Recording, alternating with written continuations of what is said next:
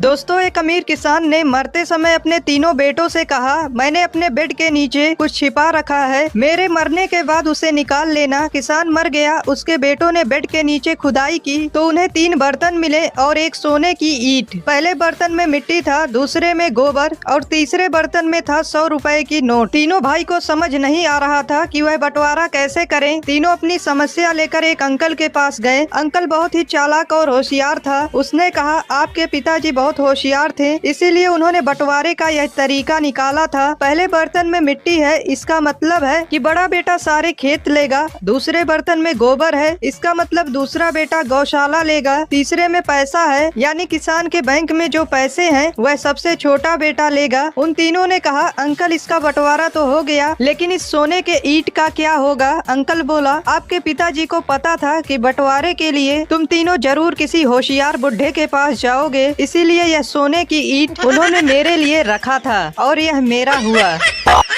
एक बार एक हवाई जहाज में 5 लोग सफर कर रहे थे।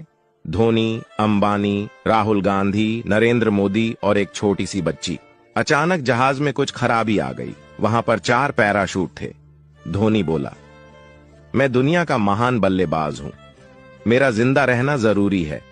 फिर एक पैराशूट लेकर कूद गया। अंबानी बोला, मैं भारत के अमीर लोगों में से हूं, मेरा रहना जरूरी है। फिर अंबानी भी एक पैराशूट लेकर कूद गया। राहुल गांधी बोला, मैं इस देश का सबसे लोकप्रिय नेता हूं, मेरा जिंदा रहना जरूरी है। फिर वो भी एक पैराशूट लेकर कूद गया। नरेंद्र मोदी बच्ची से बोले, बेटा आप देश की भविष्य हो, जाओ आप आखिरी पैराशूट लेकर कूद जाओ। बच्ची बोली, लेकिन यहां पर तो 2 पैराशूट है, राहुल गांधी तो मेरा स्कूल बैग लेकर कूद गए।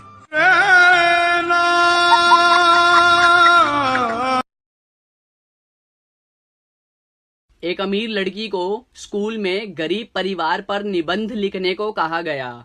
जरा गौर फरमाइए, लड़की ने क्या लिखा। एक गरीब परिवार था, पिता गरीब, माँ गरीब, बच्चे गरीब।